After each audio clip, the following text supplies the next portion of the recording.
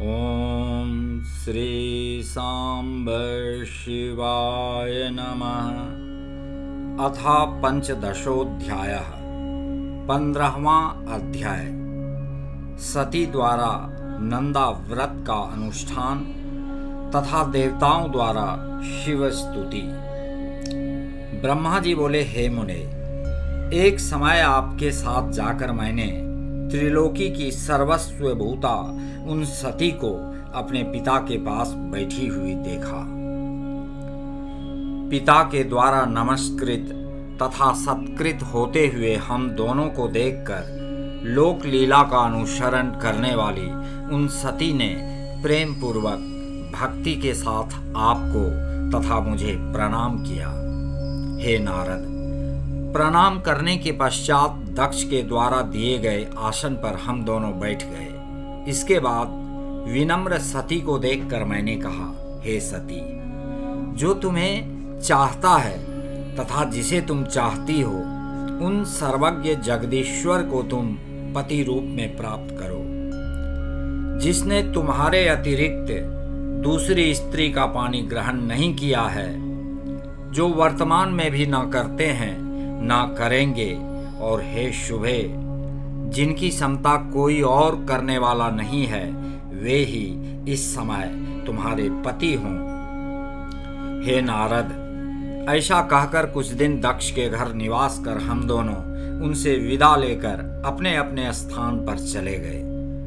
मेरी बात सुनकर दक्ष परम प्रसन्न होकर चिंता रहित हो गए और अपनी कन्या को परमेश्वरी जानकर उनका बड़ा सत्कार करने लगे। अपनी इच्छा से मनुष्य शरीर धारण करने वाली भक्त वत्सला देवी ने मनोहर कौमारोचित विहार करके अपनी कौमार्यावस्था समाप्त की। अपनी तपस्या के प्रभाव से सर्वांग मनोहरा उन सती ने धीरे धीरे बाल्यावस्था समाप्त कर युवावस्था को प्राप्त किया। लोकेश दक्षपति उस कन्या को युवावस्था को प्राप्त हुई देखकर विचार करने लगे कि अपनी इस पुत्री को शिव के लिए किस प्रकार प्रदान करूं। इधर वे सती भी प्रतिदिन शिव को प्राप्त करने की इच्छा करने लगी। पिता के मनोभाव को जानकर वे माता के पास आईं। विशाल बुद्धि वाली उन सती परमेश्वरी ने शंकर को प्राप्त करने की इच्छा से तप करने के लिए अपनी माता वीरिणी से आज्ञा मांगी। दृढ़ व्रत वाली वे सती माता की आज्ञा से महेश्वर को पति रूप में प्राप्त करने के लिए घर में ही तपस्या करने लगीं। उन्होंने आश्विन मास की प्रत्येक नंदा तिथि, प्रतिपदा, षष्ठी तथा एकादशी में गुड़, भात तथा लवण से भक्ति पूर्वक हर का पूजन किया। इस प्रकार उस मास को बिता दिया। कार्तिक मास की चतुर्दशी को खीर तथा अपूप से शिवजी की आराधना कर वे उनका स्मरण करने लगी। वे मार्ग शीर्ष के कृष्ण पक्ष की अष्टमी को यव, तिल एवं चावल सहित कीलों से शिवजी का पूजन कर दिन बिताने लगी। वे सती पौष मास के शुक्ल पक्ष की सप्तमी तिथि को रात्रि में जागरण करके प्रातःकाल खिचड़ी से शिव का पूजन करने लगी। माघ की पूर्णिमा तिथि को रात्रि में जागरण कर प्रातःकाल भीगे कपड़े पहनकर वे नदी के किनारे शिव का पूजन करने लगी। फाल्गुन कृष्ण चतुर्दशी को रात्रि में जागरण कर सब प्रहरों में बिल्व पत्र तथा बिल्व फल से शिव की विशेष पूजा करने लगी। चैत्र शुक्ल चतुर्दशी को वे सती पलाश पुष्प तथा दवनों अर्थात दोनों से शिवजी की पूजा करती थीं और दिन रात उनका स्मरण करती हुई समय व्यतीत करती थीं। वैशाख शुक्ल तृतीया को गव्य, तिलाहार, यव एवं चावलों से शिवजी का पूजन कर उस मास को व्यतीत करने लगी। ज्येष्ठ की पूर्णिमा के दिन निराहार रहकर रात्रि में वस्त्र एवं भट्ट कटैया के पुष्पों से शिवजी का पूजन करके वे सती उस मास को व्यतीत करने लगी। वे आषाढ़ शुक्ल चतुर्दशी को काले वस्त्र एवं भटकटैया के पुष्पों से शिवजी की पूजा करने लगीं। वे श्रावण शुक्ल अष्टमी तथा चतुर्दशी तिथि को पवित्र यज्ञोपवीत तथा वस्त्रों से शिव का पूजन करने लगी। भाद्रपद कृष्ण चतुर्दशी को अनेक प्रकार के पुष्पों तथा फलों से शिव का पूजन करके वे चतुर्दशी तिथि में केवल जल का आहार करती थीं। इस प्रकार वे परिमित आहार करके जप करती हुई उन कालों में उत्पन्न होने वाले नाना प्रकार के फल पुष्प तथा शस्यों द्वारा प्रत्येक महीने शिवार्चन करती थीं। अपनी इच्छा से मानव रूप धारण करने वाली वे सती दृढ़ व्रत से युक्त होकर सभी महीनों में तथा सभी दिनों में शिव पूजन में तत्पर रहने लगीं। इस प्रकार नंदा व्रत को पूर्ण रूप से समाप्त करके भगवान शिव में अनन्य भाव रखने वाली सती एकाग्र चित्त होकर बड़े प्रेम से भगवान शिव का ध्यान करने लगी तथा उनके ध्यान में ही निश्चल भाव से स्थित हो गईं। हे मुने, इसी समय सब देवता और ऋषि भगवान विष्णु को और मुझको आगे करके सती की तपस्या देखने के लिए गए। वहां आकर देवताओं ने देखा कि सती मूर्तिमती दूसरी सिद्धि के समान जान पड़ती हैं। वे उस समय भगवान शिव के ध्यान में निमग्न थी और सिद्धावस्था में पहुंच गई थी। विष्णु आदि समस्त देवताओं तथा मुनियों ने प्रसन्न चित्त होकर दोनों हाथ जोड़कर तथा सिर झुकाकर प्रेम पूर्वक सती को नमस्कार किया। इसके बाद अति प्रसन्न श्री विष्णु आदि सब देवता और मुनिगण आश्चर्यचकित होकर सती देवी की तपस्या की भूरी भूरी प्रशंसा करने लगे।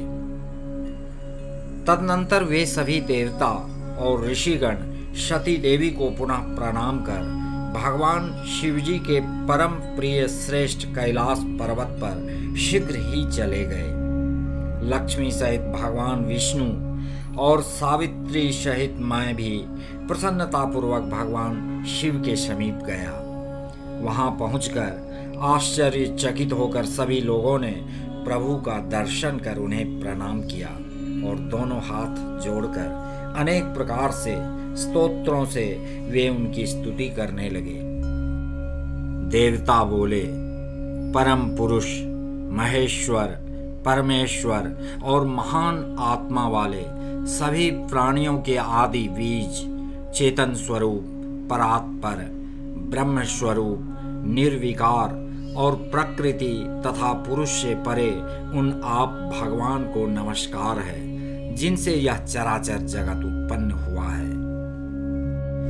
जो प्रपंच रूप से स्वयं सृष्टि स्वरूप हैं तथा जिनकी सत्ता से समस्त संसार भासित हो रहा है, जिनके द्वारा यह जगत उत्पन्न हुआ है, जिनके अधीन यह समस्त जगत है, जिनका यह सब कुछ है, जो इस जगत के बाहर तथा भीतर व्याप्त हैं, जो निर्विकार और महाप्रभु हैं, जो अपनी आत्मा में ही समस्त विश्व को देखते हैं, उन स्वयंभू परमेश्वर को हम लोग नमस्कार कर रहे हैं। जिनकी दृष्टि कहीं नहीं रुकती, जो परात्पर, सभी प्राणियों के साक्षी, सर्वात्मा, अनेक रूपों को धारण करने वाले, आत्म स्वरूप, पर ब्रह्म तथा तप करने वाले हैं, हम लोग उनकी शरण में आए हैं। देवता, ऋषि तथा सिद्ध भी जिनके पद को नहीं जानते हैं, तो फिर अन्य प्राणी उनको किस प्रकार जान सकते हैं और किस प्रकार प्राप्त कर सकते हैं। जिनको देखने के लिए मुक्त संग साधुजन ब्रह्मचर्यादि व्रतों का आचरण करते हैं, वे आप हमारी उत्तम गति हैं। हे प्रभो, दुख देने वाले जन्मादि कोई भी विकार आप में नहीं होते, फिर भी आप अपनी माया से कृपा पूर्वक उन्हें ग्रहण करते हैं। आश्चर्यमय कर्म करने वाले उन आप परमात्मा को नमस्कार है। वाणी से सर्वथा परे आप पर ब्रह्म परमात्मा को नमस्कार है। बिना रूप के होते हुए भी बहुत रूपों वाले परात्पर अनंत शक्ति से समन्वित त्रिलोकपति सर्वसाक्षी तथा सर्वव्यापी को नमस्कार है। स्वयं प्रकाशमान निर्वाण सुख तथा संपत्ति स्वरूप ज्ञानात्मा तथा व्यापक आप ईश्वर को नमस्कार है। निष्काम कर्म के द्वारा प्राप्त होने वाले कैवल्य पति को नमस्कार है। परम पुरुष परमेश्वर तथा सब कुछ देने वाले आप प्रभु को नमस्कार है। क्षेत्रज्ञ आत्मस्वरूप सभी प्रत्ययों के हेतु शव के पति महान तथा मूल प्रकृति को नमस्कार है। पुरुष परेश तथा सब कुछ प्रदान करने वाले आप परमात्मा को नमस्कार है। हे कारण रहित त्रिनेत्र पांच मुख वाले तथा सर्वदा ज्योति स्वरूप आपको नमस्कार है। सभी इंद्रियों और गुणों को देखने वाले आप परमात्मा को नमस्कार है। तीनों लोकों के कारण मुक्ति स्वरूप मोक्ष प्रदान करने वाले शीघ्र ही शरणागत को तारने वाले आमनाय अर्थात वेद तथा आगम शास्त्र के समुद्र परमेष्ठी तथा भक्तों के आश्रय रूप आप प्रभु को नमस्कार है। हे महेश्वर, आप गुण रूपी अरणि से आच्छन्न चित स्वरूप अग्नि रूप मूर्खों के द्वारा प्राप्त न होने वाले ज्ञानियों के हृदय में सदा निवास करने वाले संसारी जीवों के बंधन को काटने वाले उत्तम भक्तों को मुक्ति प्रदान करने वाले स्वप्रकाश स्वरूप नित्य अव्यय निरंतर ज्ञान स्वरूप प्रत्यक्ष दृष्टा अविकारी तथा परम ऐश्वर्य धारण करने वाले हैं आप प्रभु को नमस्कार है।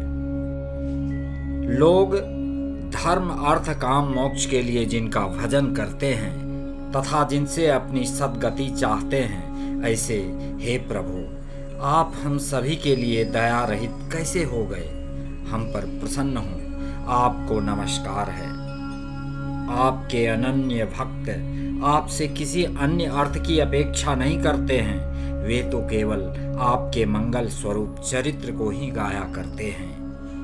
अविनाशी पर ब्रह्म अव्यक्त स्वरूप वाले व्यापक अध्यात्म तथा योग से जानने योग्य तथा परिपूर्ण आप प्रभु की हम लोग स्तुति करते हैं।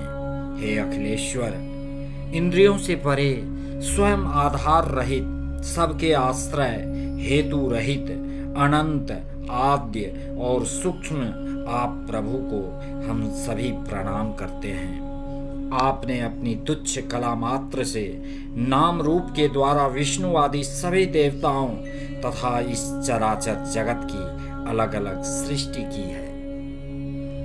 जैसे अग्नि की चिंगारियां तथा सूर्य की किरणें बार बार निकलती हैं और फिर उन्हीं में लीन हो जाती हैं, उसी प्रकार सृष्टि का यह प्रवाह त्रिगुणात्मक कहा जाता है। हे प्रभु, आप न देवता हैं, न असुर हैं, न मनुष्य हैं, न पक्षी हैं, न द्विज हैं, न स्त्री हैं, न पुरुष हैं, न नपुंसक हैं, यहाँ तक कि सत असत कुछ भी नहीं है। श्रुतियों के निषेध से जो शेष बचता है वही निषेध स्वरूप आप हैं। आप विश्व की उत्पत्ति करने वाले, विश्व के पालक, विश्व का लय करने वाले तथा विश्वात्मा हैं। उन ईश्वर को हम सभी प्रणाम करते हैं। योग से दग्ध हुए कर्म वाले योगी लोग अपने योगाशक्त चित्त में जिन्हें देखते हैं, ऐसे आप योगेश्वर को हम लोग नमस्कार करते हैं। हे तीनों शक्तियों से संपन्न असह्य वेग वाले हे त्रयीमय, आपको नमस्कार है। अनंत शक्तियों से युक्त तथा शरणागतों की रक्षा करने वाले आपको नमस्कार है। हे दुर्गेश, दूषित इंद्रिय वालों के लिए आप सर्वथा दुष्प्राप्य हैं, क्योंकि आपको प्राप्त करने का मार्ग ही दूसरा है। सदा भक्तों के उद्धार में तत्पर रहने वाले तथा गुप्त शक्ति से संपन्न आप प्रभु को नमस्कार है, जिनकी माया शक्ति के कारण अहम बुद्धि से युक्त मूर्ख अपने स्वरूप को नहीं जान पाता है। उन दुरत्यय महिमा वाले आप महाप्रभु को हम नमस्कार करते हैं। ब्रह्मा जी बोले, हे नारद, इस प्रकार महादेव जी की स्तुति करके मस्तक झुकाए हुए विष्णु आदि सभी देवता उत्तम भक्ति से युक्त हो प्रभु शिव जी के आगे चुपचाप खड़े हो गए।